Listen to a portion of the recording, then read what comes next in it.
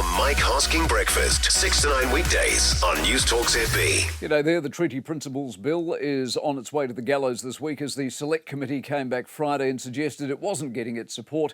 It was voted, of course, past first reading. It won't get past the second round. What I learned out of it was several things. One, this country is not up for much of a debate around complex or big ideas.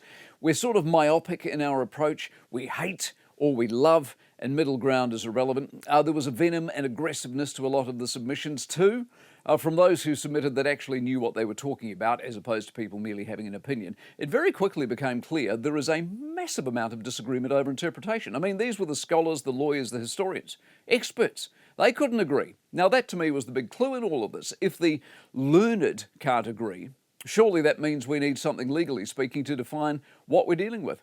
There's a major case in Christchurch at the moment you might be following between Ngāi Tahu and the Crown over water rights. Now, it's in court because there is nothing definitive in the law as to what the treaty does and doesn't do. We seem to accept that the Parliament is the ultimate court, but on the treaty, we appear happy to litigate for decade after decade, have a tribunal that's wildly tainted and nothing like a proper court, and each and every time we dabble in this area, you and I are picking up the tab. The other outworking, of course, is the ongoing sort of grief and angst. I mean, this is a very divided country. This is not a harmonious nation at the moment with an agreed legal stance around the treaty, but putting it out to a vote the way ACT wanted was a mistake. It's too important for that. Pick and mix democracy never works.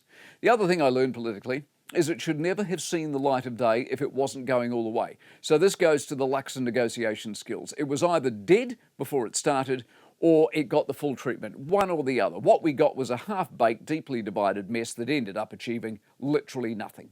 Even those who argue, and there are plenty who do, oh, it started a debate. I think you're wrong, because if it's floated for another day, and it may well be, we won't carry on where we left off.